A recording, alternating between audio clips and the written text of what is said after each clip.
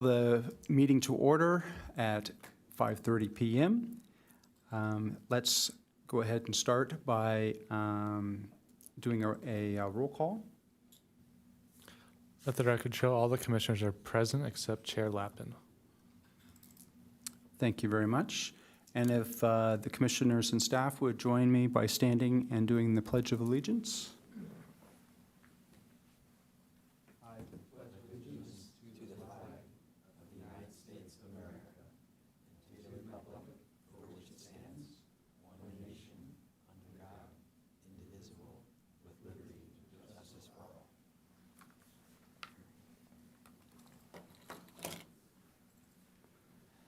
All right, moving down the list, looking at special presentations and proclamations, I understand that Park Ops Manager David Norgard has a presentation for us on organically managed parks tonight. So I'll go ahead and pass that over to you. Thank you. Good evening, Commissioners. I'll be giving a brief overview of organically managed parks in our system. Going back to September 23rd, 2015, City Council approved the Organically Managed Park Pilot Project at Glen Park, which included no pesticides or chemical applications, informational signage, and the development of an outreach campaign. At this meeting, Council also approved Policy G011, which is the Organically Managed Park Pilot Project at Glen Park. That policy states that organically managed park pilot project is based upon organic land stewardship and best management practices with respect to current organic horticultural science. While both organic and chemical pest control products are technically considered pesticides, organic pesticides are made from naturally occurring materials and ingredients. Non-organic or chemical pesticides are created synthetically.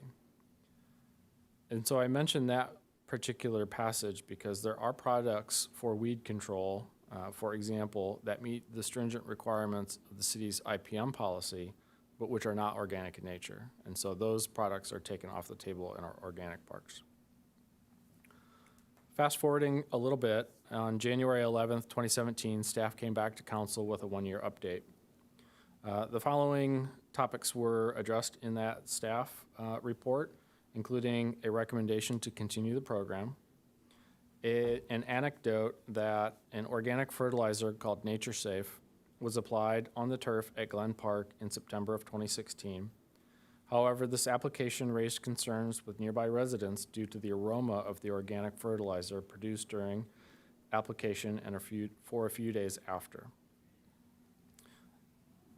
The staff report also included a note that the use of organic materials in controlling some pests may not be as effective as chemical measures.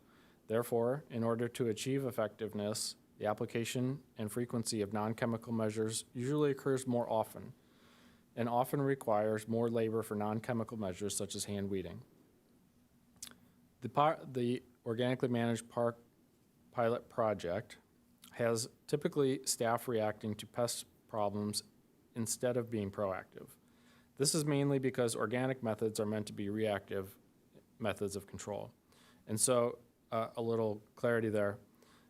Part of the reason why we say that it's essentially reactive as opposed to proactive is many of the methods that we have for non-organically managed parks, we can take measures ahead of time, such as using pre-emergence, which will kill weed seed before it has the ability to generate and turn into more weeds and create more seeds.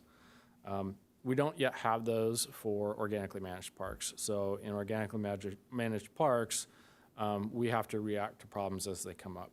And there's still a lot of development being done in the landscape industry to find more products that will work for some of these things. Since that time, the Organically Managed Parks pilot project has expanded and now includes Glen Park, Sun Vista Park, Las Verdes Park, Hawkview, Scott Valley, Mildred McPherson, Leucadia Oaks, Leucadia Roadside, and Olympus Park. Additionally, our current landscape contract includes language for organically managed parks. It says, all organic parks shall be reasonably free of weeds, And the contractor shall research and recommend organic products for use in organically managed parks and make recommendations to the contract officer. So we do that for two reasons. One is that organically managed parks, we enlist the help of our contractor to stay relevant in the industry and make recommendations for us. They have to make a recommendation before they use any kind of pesticides or fertilizers anyway. But this gets them bought into the process and they can be a part of problem solving. It is a higher labor type of management, and so as they're able to find products that can offset some of that labor, we can be more efficient. And a couple notes of where we see issues in the organically managed parks. The first one is expectations. So I think it's important to note that organically managing a park is very much different than organically managing a private property. So if you think about a typical park, which has thousands of people, dogs, events, and things like that on them versus a private property, which does not. Two, odor. We have had calls a couple times using some organic products. I mentioned the example in the 27 update back to council. And we do occasionally get questions on that. Another and somewhat more specific example is for areas where we do not have pre-emergence to rely on, some of the compositions of landscape will begin to change over time. For example, in areas where we have Bermuda turf, there's a grass, an annual weed grass called goosegrass, which will invade. It propagates via seed, so it propagates quickly, and it can outcompete Bermuda in some areas. During most of the summer and the growing season, it's not really a big deal and you don't notice it. But because it's annual in nature, when fall comes around, it dies back and you see a lot of big brown areas. So what do we do about that? One is we can overseed with other annual grasses to help with that. We can overseed with Bermuda. Sometimes we'll close certain areas to get the Bermuda going. Growing season for Bermuda is during the hotter months, so in the winter, we'll overseed with rye or other species or encourage the Bermuda to come back. And then on the flip side of that, we have areas where we have landscape planters, so with shrubs, ground covers, things like that. And Bermuda grass will invade those areas, and it's very difficult to kill with organic methods. And if you've ever tried to get Bermuda out, the more you pull it, the more it grows. I personally had that problem at my house, and it was like Caddyshack trying to get rid of it. But that's just kind of some of the things that we deal with. And so our superintendents or our Park and Beach supervisors, rather, will be diligent about checking for areas where that can happen, make sure we get more mechanical controls on it until we can find some other products that work. So that's generally my overview of the organically managed parks, and I'm happy to take any questions. Thank you very much for the presentation. It was interesting. Are there any commissioners that have any questions? Sure. How are we measuring success? I think there's a couple methods. The first and most obvious is, are we getting calls on whether or not people think it's working? We actually get a very low volume of that.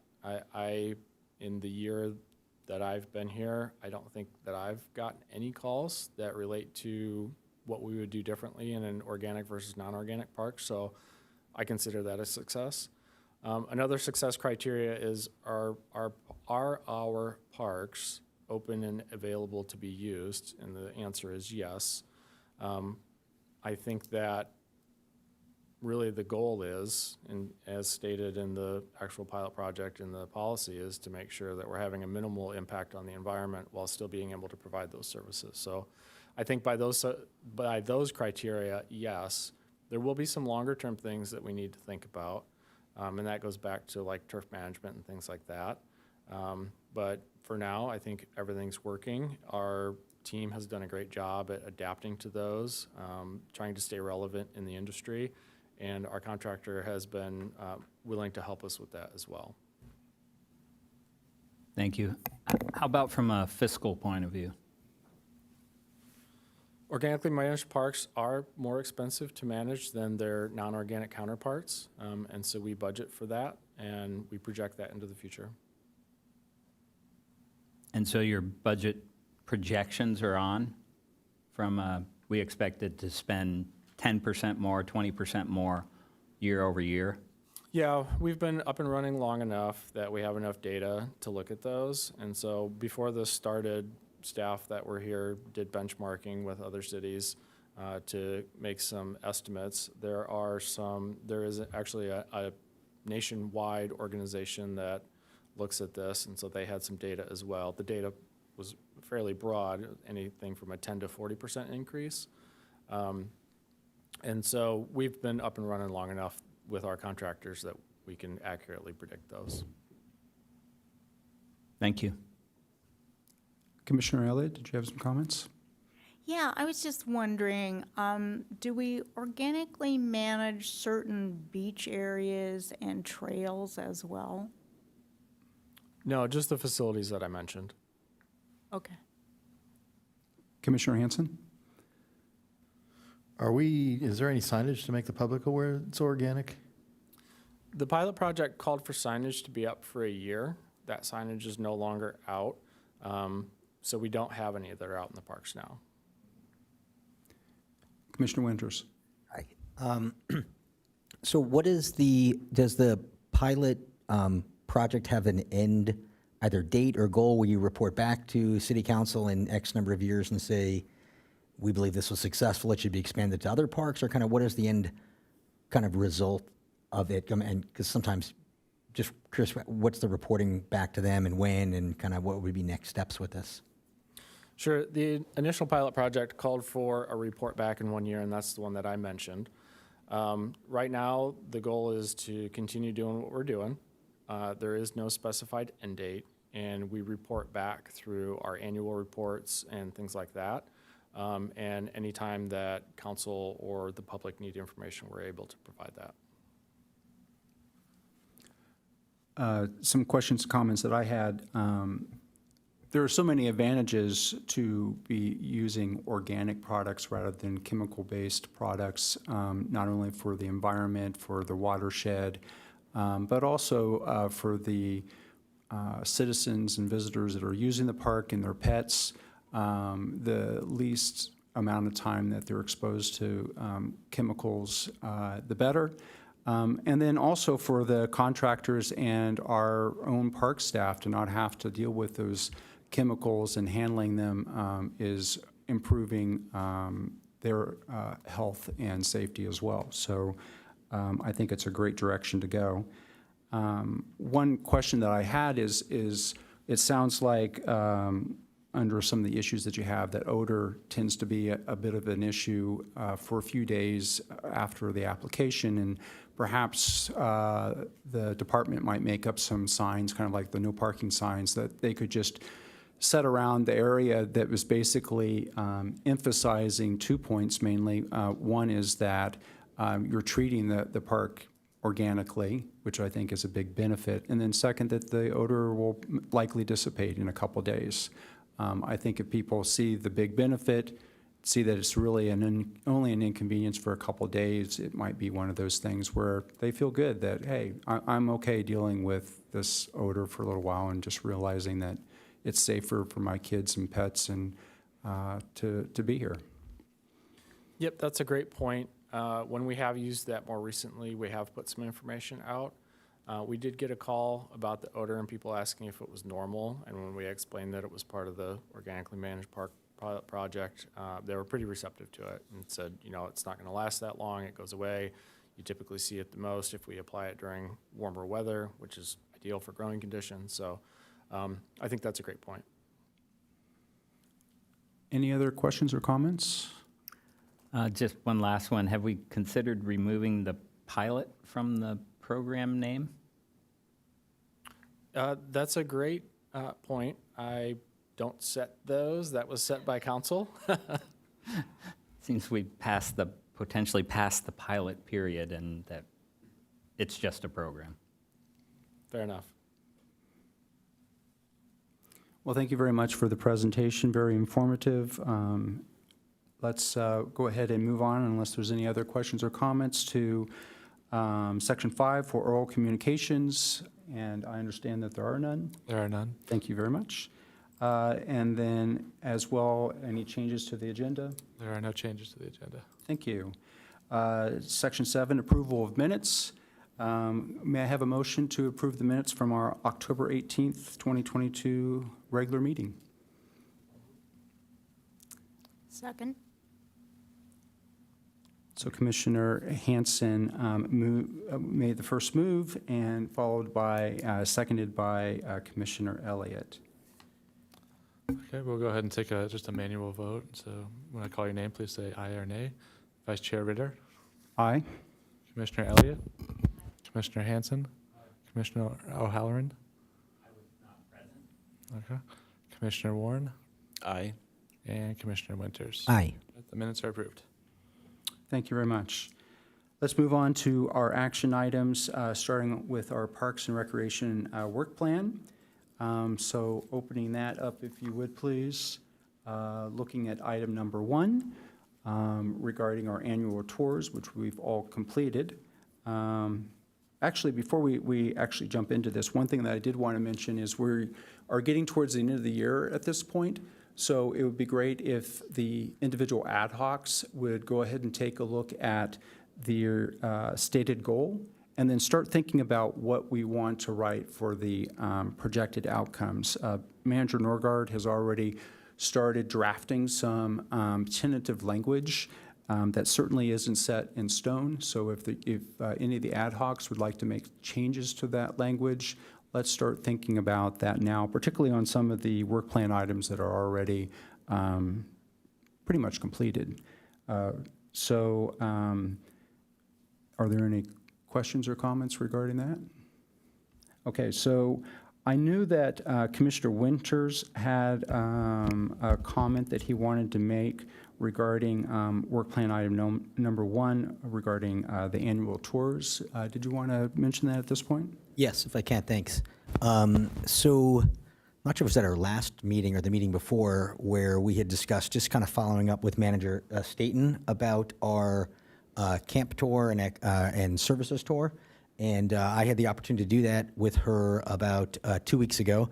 And we had allotted 30 minutes to kind of chat and just kind of get some feedback going back and forth. And it was an awesome conversation. It lasted well over an hour. I was quite appreciative of her time and her insight. And she had a lot of really excellent points and wonderful things to say. And I think that the department's in great hands with her there. We kind of ended up agreeing on, I would say, some non-actionable items right now, but then one actionable item that I wanted to bring up. So kind of the non-actionable items were that we were just going to still reflect on the importance of a wait list for camps, the importance of kind of, how staff time's impacted by that, our fee structure. We're just sort of going to keep reflecting and trying to see maybe what some other cities are doing and keep that as an ongoing conversation. But the one actionable item was that we really would like, and I think I'd like this commission to try to make a formal recommendation to council for a security camera system to be installed at the senior center. And that was something that seems to be of utmost importance for the senior center, for the safety of the employees and the people that are using the senior center. And it seems that Manager Staton's had conversations with local police about this, and it seems to be something that we should make an actionable item in my mind. And by that, I'm suggesting at this point, I don't know if it's a motion or if it's something that happens later, where I would like to have this commission draft a letter to council and submit that and saying, in our review of our annual tour, this was an item that came up of extreme importance, which would be to implement a security camera system for the senior center. So I don't know where we go from there, quite honestly, whether we need a motion to do that, whether I just could prepare the letter and then have it approved by this commission, or just submit it to city council. I just don't know the procedures, quite candidly. But that was the one actual item from my meeting with Manager Staton. Okay, fantastic. Well, thank you for, one, meeting with them and taking being proactive and reaching out to the department. Manager Norgard, do you have any additional insight with regards to any funding or anything coming from the city council regarding those security cameras at this point? I don't right now, but we can follow up with you on that and any other processes that are needed. We are in our budget season right now, so we are projecting out our next 2-year budgets.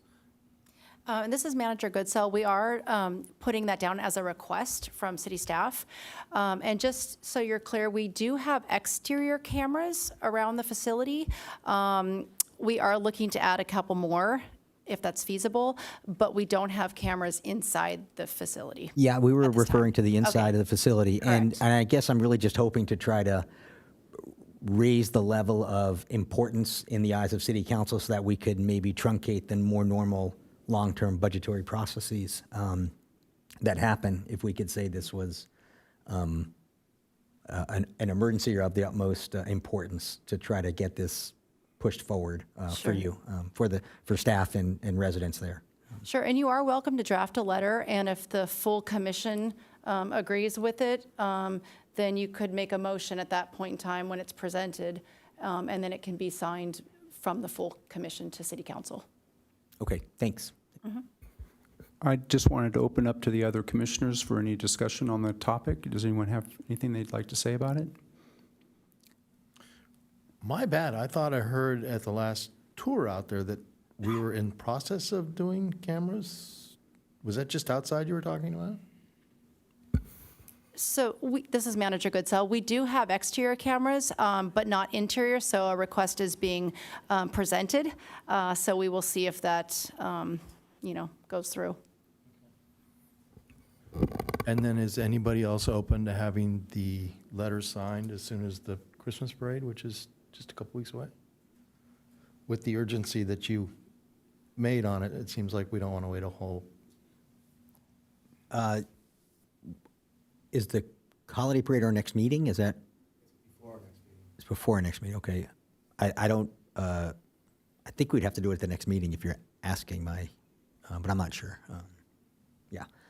So I don't think you can do that at the holiday parade. Yeah, I think it has to be agendized. I don't think it is. Yeah. I think the wiring is bad. Didn't we hear something about that on the tour? Like, it's more than just cameras. Like the whole infrastructure has to be switched out, or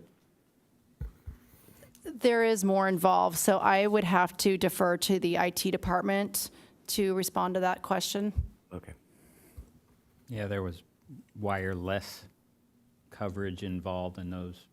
Yeah, there's technical things to resolve. I mean, I would fully support that letter, and is it a requirement to wait for the next meeting to draft and submit that letter? I wasn't clear.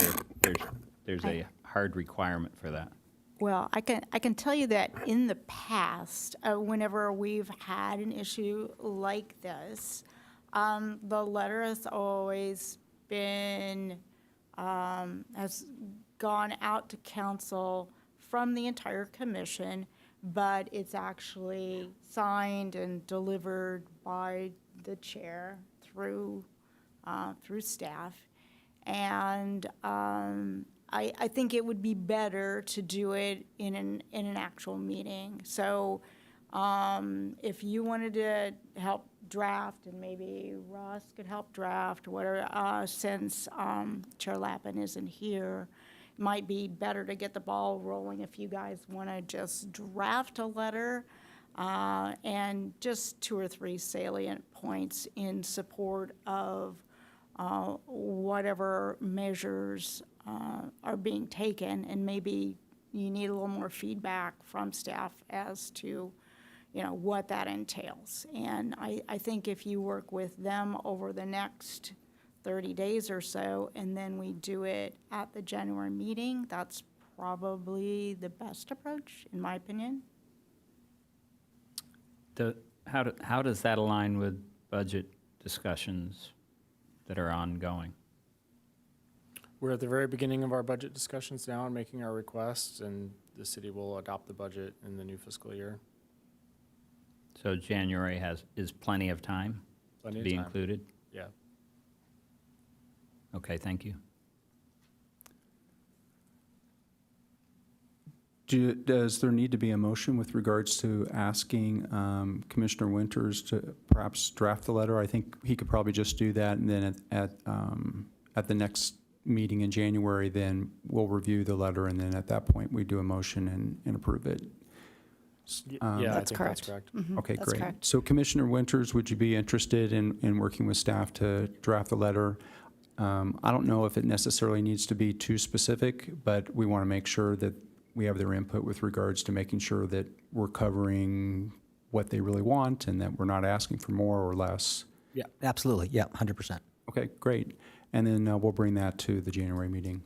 Thank you very much for that. I think it's something of value that the commission can do to help out the department.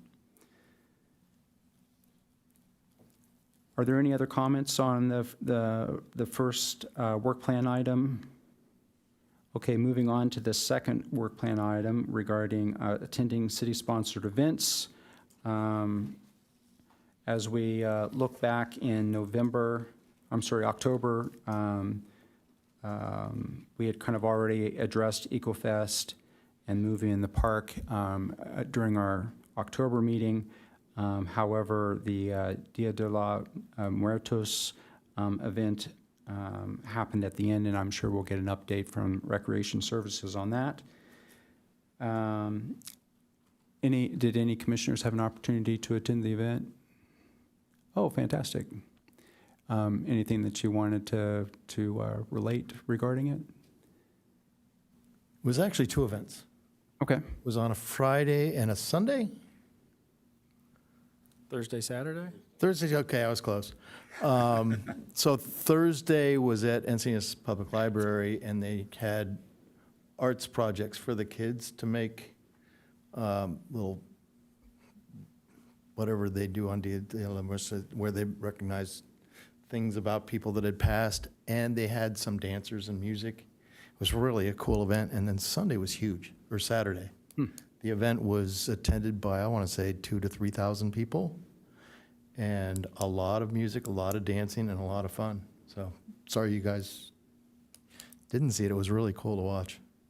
Well, thank you very much for attending and reporting back. As we look forward in November, we do have the Music by the Sea concert on the 18th at the library, and we have another citywide art night on the 19th. And although it's not on the schedule, not technically a Parks and Rec event, we also have the Encinitas Holiday Street Fair coming up this Sunday, November 20th. Might as well look at December as well, because we won't be meeting that month. And there's the holiday parade on the 3rd, which I'm sure we'll talk about shortly in greater detail. And then there's a Nutcracker event on the 17th. Are any other questions or comments on that work plan item? All right, let's move on to item number 3, identifying guest speakers for monthly meetings. And any of the ad hoc commissioners have any comments?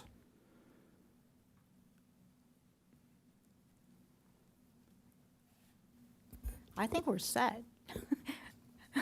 We've got speakers for all except 1 month. I can't remember what it is. I think it's February. But as we approach the end of the year, we usually need a little extra time as a commission to wrap things up. So I think it's really better just to leave that one blank and go with what we have. I would say that when I attended EcoFest, I ended up speaking with Camille Sawinski, who's from BCK Programs Environmental Education. And that organization develops and delivers environmental education programs that empower students to make meaningful changes at their school and their communities. According to their mission statement. They work with a lot of elementary, middle school, and high schoolers, and their program aligns kind of environmental objectives with school districts, municipalities, along regional and state authorities. I talked to her about the opportunity of having one of her classes actually make a presentation to the Parks and Rec Commission, and she was very excited about that opportunity and was asking for some guidance with regards to not only when, but also what we would like to speak about in particular. She says she currently has a lot of students studying organics recycling and trying to assist their school sites to be compliant with SB 1383. They also are rolling out several climate action programs where the students are looking at air quality, water conservation, energy use, renewables, and waste diversion over the course of the year. And then there's also some other students focusing on stormwater runoff and water quality issues. So this would be a great opportunity for the students to have a public speaking opportunity, and I thought that we would likely be interested in that. What I'll do is I'll forward this email to how about I'll forward it to Commissioner Elliott, and you can follow up with her if there might be some room in there, or we could certainly consider it for the next year. Yeah. Okay, great. Vice Chair, I just wanted to say that could also work as a special presentation probably if we wanted to fit it in, because I think those can be controlled time-wise a little bit more. But I think that would be great. It sounds like a great organization. Okay, fantastic. All right, super. So moving on to work plan item number 4, best practices for DEI. Chair Lappin and I are involved in that one. And what we have decided to do on this particular work plan item is we're going to kind of divide and conquer. Chair Lappin is going to take care of the first sentence, and I'm going to concentrate on the second sentence. We do have a meeting with staff on November 28th to kind of review some of this. I have already spoke with the city clerk concerning my work plan item in trying to increase recruitment of diverse candidates for commission vacancies. And I learned that the city clerk ends up starting her recruitment drive in December.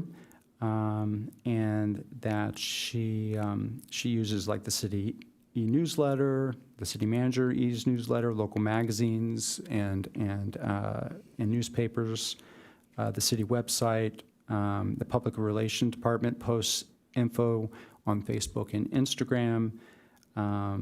Depending upon timing, they've advertised in the Park and Rec Guide, which I guess really isn't an option anymore since we no longer are mailing that. They make announcements during the city council meeting, and then they also notify the city council so they can reach out to anyone that they might want to consider. Another idea that I had, and I know that we probably don't have a lot of visibility on it just yet, but perhaps also considering outer spatial as a place where we could list that as well. But anyhow, we'll have a meeting on that to look to see what other opportunities there are to reach out to the community to see if we could have a nice large pool of candidates for next year.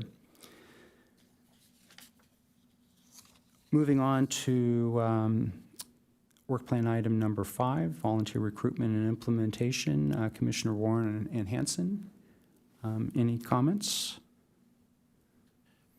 Yeah, we had a meeting last week, I believe, with Manager Staten and Christie and Clinton. Wow. And Commissioner Hanson was there as well. We got a brief demo of the volunteer app, which is iPad-based. It lives in the cloud, but it should be very efficient in terms of signing up volunteers. Specifically, probably first to be used in the nutrition program or the meal program. Is that right? This is Manager Goodsell. It'll be used for citywide volunteers, but we currently have a database built with the volunteers that we have on contract, which includes the nutrition volunteers and computer tutors at the center. So right now, it's got a small database, but it will grow. Okay, yeah, thank you. But we brainstormed a bit and we offered lots of crazy ideas and asked lots of questions. But from a commissioner standpoint, Commissioner Hanson and I are going to research what other cities are doing and report back, and which includes what their websites, how they're sort of recruiting for volunteers, how they're trying to do their own outreach efforts. So we should have something to report at the next meeting on that. Commissioner Hanson, do you have additional comments? Yeah, I think our thrust of our research is onboarding.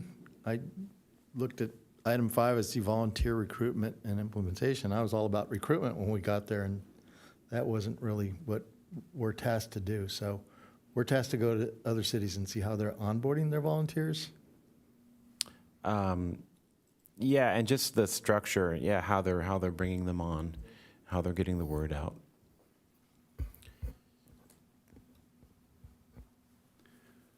So then during, so you mentioned that it's on the iPad, so it's like an app. Is there a desktop version too that they use, that the department uses in their offices?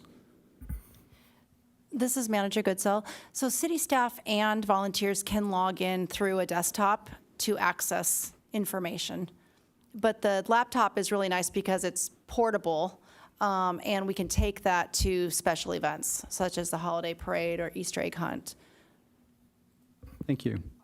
Yeah, you can kind of think of it as city made this purchase for this platform, and what's it called again? It's called Volgistics. Logistics. And then they also requested a piece of hardware, so at the actual events, they have this dedicated device. So it's not, Commissioner Hanson and I thought the same thing in the beginning. We're thinking, why is it just on an iPad? But it's sort of two different things. But it's actually very useful to have a dedicated device for events, yeah. It was actually kind of scary to see it just on an iPad and thinking, is that the only place it is? So we learned a little differently. But the process is going to eliminate so much effort and paperwork and become so much more efficient than the old way of doing it manually. So I'm excited to see it implemented. Fantastic. Any other comments from the commissioners? All right, let's go ahead and move forward to work plan item 6 regarding support of the patron of Encinitas Parks. Commissioner Warren and Hanson. We're starting to get legs. I met with Manager Norgard a week and a half ago and discussed ideas. And I'm about to have our first board meeting called to order. But we've completed the transition from the outgoing president to me, so it's in my lap now. So it's time to start running with it, which will probably be early next year. Fantastic. Any other comments or questions from the other commissioners? All right, we're zooming through this. All right, so let's looking at work plan item number 7 regarding outdoor adult fitness equipment. I understand that some funding has been approved for Rero and Orpheus playground equipment. Did you want to address that, Manager Norgard? Sure. I'm going to talk about this in a little bit more detail in the operations report. But yes, I mentioned a couple meetings ago that we had applied for some funding for playground replacements, and we have been successful in that. So we will be awarded a grant for $600,000 to replace Wyro and Orpheus Park playgrounds, so essentially $300 each. And I think, as we've discussed in the past, this is a great opportunity to explore adding adult fitness equipment, most likely at Orpheus. Excuse me. And it also will accelerate our plans to begin moving through our backlog of playgrounds that need to be replaced. Fantastic. I don't really have anything more to add to that at this point. Does any other commissioners on the ad hoc have anything to say? Any questions or comments from the commissioners? All right, so we'll move on to trails. Let's see. So regarding trail maps, outer spatial, Commissioners Warren and Winters. We were going to do a trail walk / meeting tomorrow, but one of our commissioners chipped their tooth. I don't know if it's TMI, but we're probably going to reschedule. Chair Lappin and I may go on the walk tomorrow, but I plan to talk about outer spatial as well. And is there an update on that? No? Okay. Outer Spatial's live, and you can get it through the App Store, and you should be able to navigate to Encinitas and see what's out there. Okay. So yeah, during these trail walks, we usually talk about the master plan, and this particular one's in Cardiff. So we haven't done that yet, but we will report back on that. Yeah, I'd Go like the ahead. record to reflect emergency dental procedure, not chipped tooth, if we could just put that on. Thank you. Did you also want to indicate that you are that commissioner? HIPAA prohibits me from. Thank you, Mr. Winters. So, moving on, I had one question actually regarding outer spatial. What was it? Oh, any word yet on any of the surrounding communities such as Carlsbad or Solana Beach and the county expanding and using outer spatial and when they might be live? I think having them on board is only going to strengthen and increase the followership. I'll have to work with Nick Buck and get some information back to you. Okay, thank you. Commissioner Hanson? Is there any way to have it when you search on the App Store, Encinitas Trails as part of it? Because I think I had to contact you to find out it was Outer Spatial as the app, which is kind of random. We don't have any control over that, so it's Outer Spatial's the parent, and we're sub to that. Any other comments or questions on that work plan item? All right, well, we seem to be moving through this pretty quickly. So at this point, we'll take a look at the Parks Operation Report. Item number 9, we'll start with Operation Manager Norgard. Thanks. So I did mention that we had applied for some funding for playground replacements. We had actually applied for several different projects through this, and we have been awarded grant funding. These grants will be administered by the California State Parks Office of Grants and Local Services, and they result from Assembly Bill 179, which is the Budget Act of 2022. So we applied for the $600,000 that I mentioned to replace Wyro and Orpheus Park playgrounds.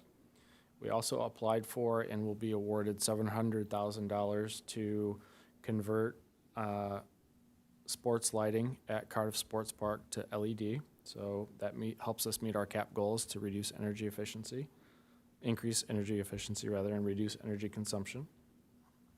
$200,000 for beach access improvements at our various beach accesses that we manage in the city. And an additional $150,000 for trail enhancements in Olivenhain. So those will be under Parks and managed through my team.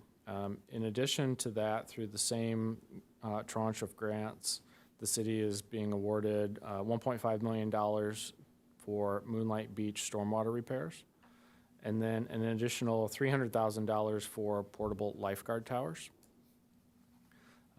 And part of all of this larger budget package, an additional $300,000 is being awarded to the city for the Connected Coastlines project, and this is to provide cellular connectivity between the lifeguard towers so that the lifeguards are able to communicate with each other.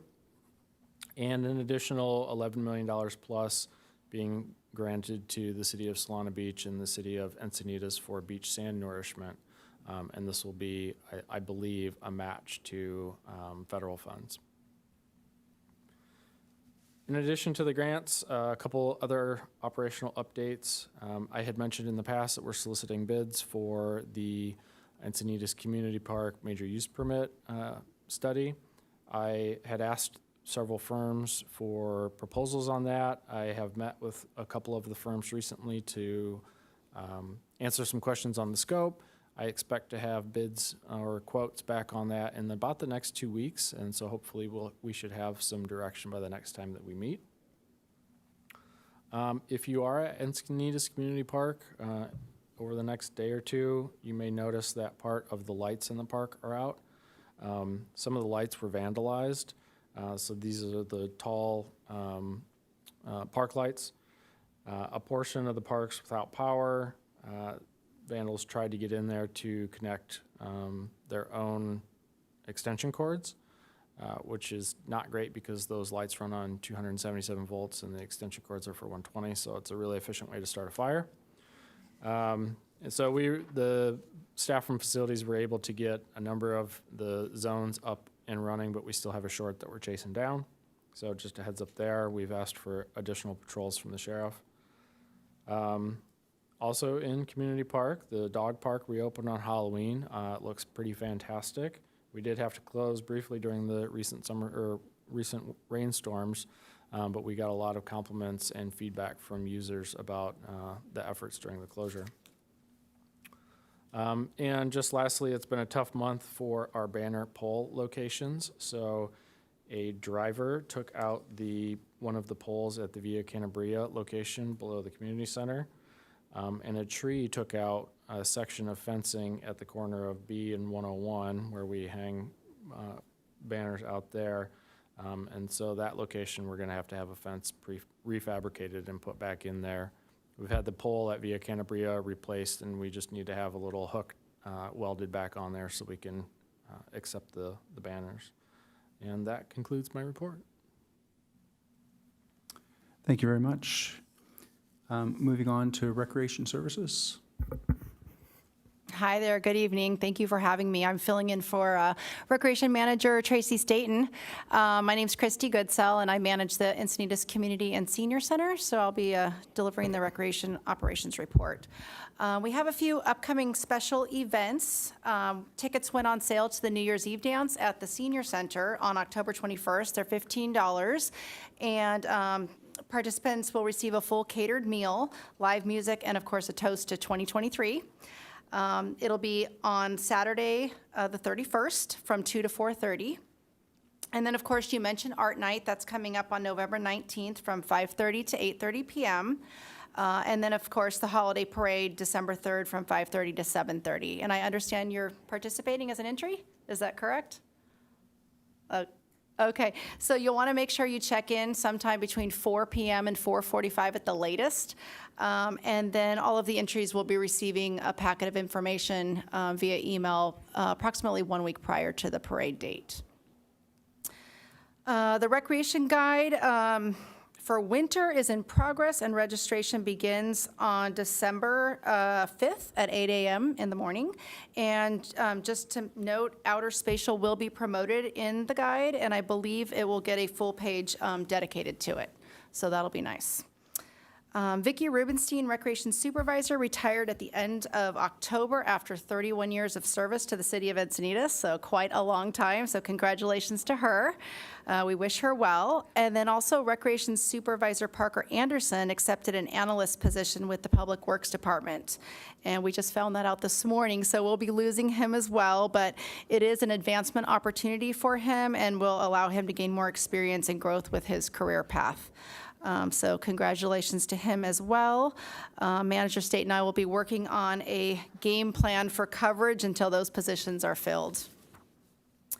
And I learned this morning that the Community and Senior Center will be receiving grant funding from the San Diego Seniors Community Foundation for Vial of Life's and turkey bucks. So we're going to be receiving $2,000 for something that looks like this, these vials, which contain important medical information for senior citizens, and they'll place this envelope with a magnet on the refrigerators. So that way, if emergency personnel are called out, they'll know in advance what is going on with their particular case, what their medical conditions are, emergency contact information, what they might be allergic to, certain medications. So we're really happy to be awarded that money.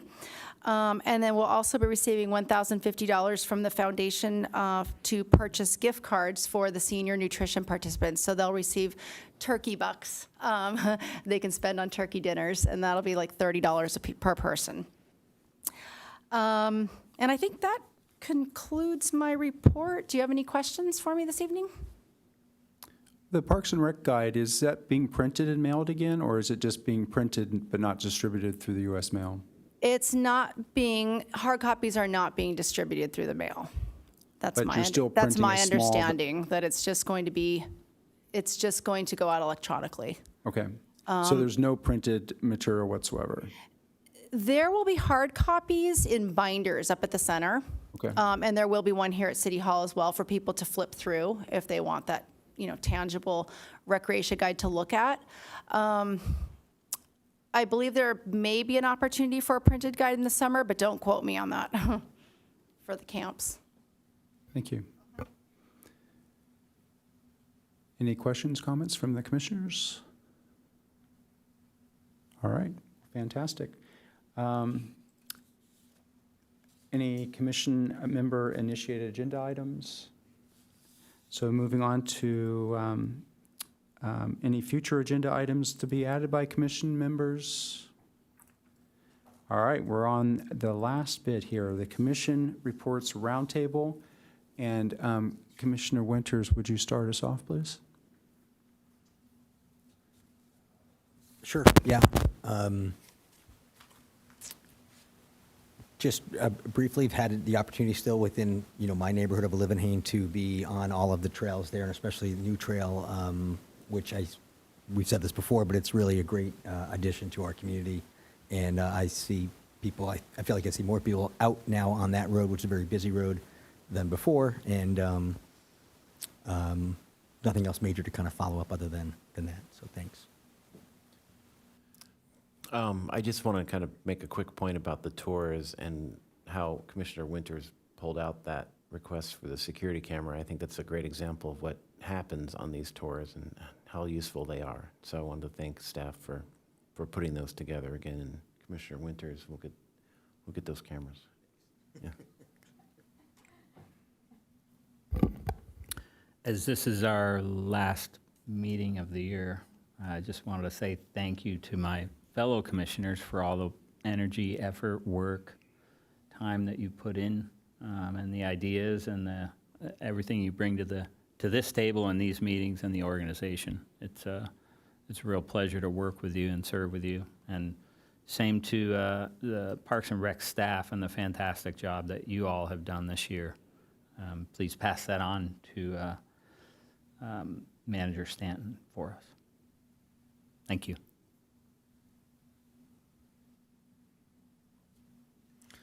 I would say don't let Parker go.